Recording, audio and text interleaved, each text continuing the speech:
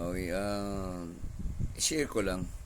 Meron talaga tayong mga kabataan na medyo bastos, no? O kasi, uh, kanina lang, ano nga yung week na to? Ngayon ito lang, no? So, today is Thursday. Kanina lang, kasi tabi ng kalsada yung tinitirahan ko. So, may mga kabataan na tumatakbo at sinisigaw yung pangalan mo na pambabastos yun di ba? Tapos sa bandang dulo may sumigaw doon na parang may comment na something very personal. So, nakakadismaya lang na meron tayong mga kabataan na talagang uh, bastos, walang breeding ba? So, ito sigurong mga kabataang tinuturuan naman sa school na kung ano, pero siguro kasi ilang oras lang ba ang bata nasa school, no? So mas marami ang oras niya na nasa kapaligiran niya. So siguro sa hirap ng buhay ngayon, hindi na natutukan to ng mga magulang, no? Kaya parang di nila alam na o gano'n na sila. That's their characteristic na parang baga sa ano kung ano ka lumaki, normal na sa'yo yung mambabastos ka, parang gagawing uh, kalukuhan na lang yung taong kung tutuusin,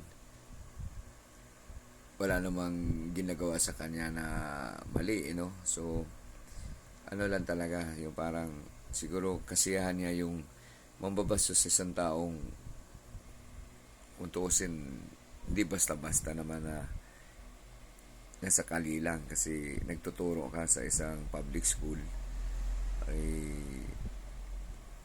so meron lang talagang mga dinato or tinuruan, hindi lang talaga tumatalab ng kung anong kagandahang asal. Kaya nga 'di ba, mayroong program or gustong ipatupad ngayon na sa DepEd na yung good moral and right conduct na ibabalik kasi nga iba na hubog ng mga bata ngayon. So parang ibang iba na sila, normal na sa kanila yung magmura. So nawawala na yung dati nating style na magalang tayo. Ngayon hindi na no. So nakakadismaya lang, pero kailangan mo maging matatag. So part talaga sa buhay tong you will be with the people na or sa mga kabataan na uh, bastos lang, no? So maraming maisip mo paano i-address ito, paano i-address na uh, pero sa dami ba naman, ilan ba sila? Libu-libong bata naman yan. So meron lang isa, dalawa, or tatlo na magkabarkadang walang breeding, So walang respeto, bastos. So pero kung tuusin, uh, ano bang maging epekto nun sa taong nakarinig na may binastos ka? So pwede sila mag-isip, normal na ngayon. Pwede rin namang isipin para di ka gano sumama ang loob. Iisipin ng mga normal din na tao mag-isip na sabihin na makatarungang tao mag-isip na mga bastos na kasi ang kabataan ngayon. Pero kung critical thinker ka, pwede ka rin mag-isip na bakit na sinasabihan ka ng ganun? Is he doing something wrong?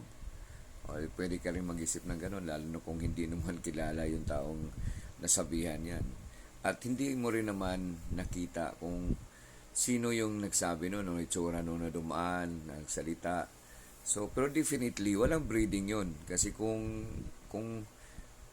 or isipin, hindi siya naturuan ng tamang asal. Kasi kung naturuan yon, kung matino siya, hindi niya gagawin yon kasi public place yun na parang hindi naman yun ano na may mga kung sino-sinong tumatakbo private subdivision yun.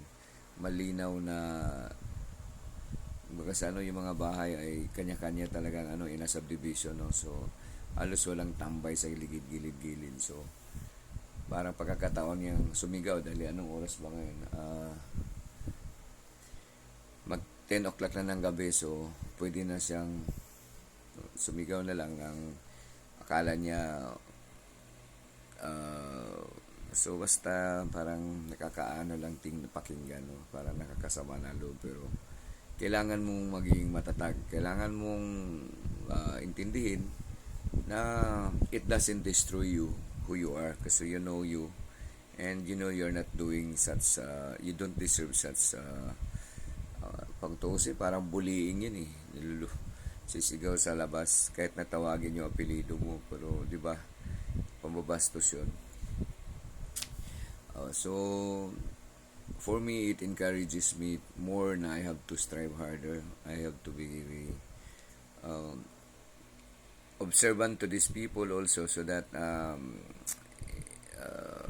so yun yung naisip ko, magandang magkakaroon ka ng CCTV, no, para monitor mo kung sino yung dumaan at sino yung sino yung mga sumisigaw sa iyo, para ma-properly address mo yung concern. So kung ano ba talaga dapat gawin sa mga yun, kung once na identified mo kung sino siya, so kailangan i-address yun para mabigyan ng leksyon yun, di ba? Tama ba ako? So yun ang tingin ko eh. So dapat ma-address, or dapat yung mabigyan siya ng mapayuhan, kung willing siyang dapat mapayuhan o ipaluwanag sa kanya na hindi tama yung ganyang magsigaw ka, isigaw mo yung pangalan ng teacher mo. Okay, so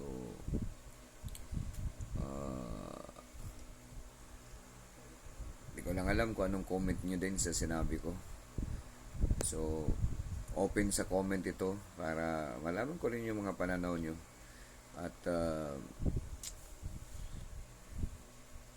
kaya yun nga yung mga sinasabi din sa akin na dito sa TikTok, huwag masyadong yung bang tulad dati kunyari na sasayaw-sayaw ka, kasi pwedeng mawala yung respeto ng mga bata, kasi tingin nila parang ka na, parang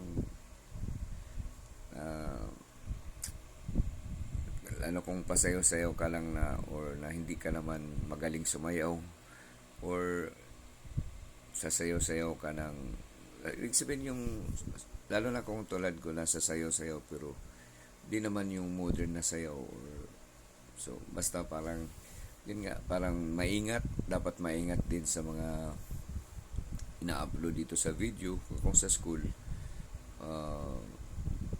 definitely wala namang dun, wala namang kalukuhan, kundi pwede lang stricto ka. So yung iba siguro na medyo yung mga pasaway, kasi pag napag-strictohan mo kung may pagkakataon talaga sila na mag-respect ka, so re-respectan ka nila. So pwedeng ganun. So kasi wala naman nakakita sa kanila, pwede silang isigaw ka. Or para sa akin, pag isigaw yung pangalan mo, so parang binabastos ka na nun, diba?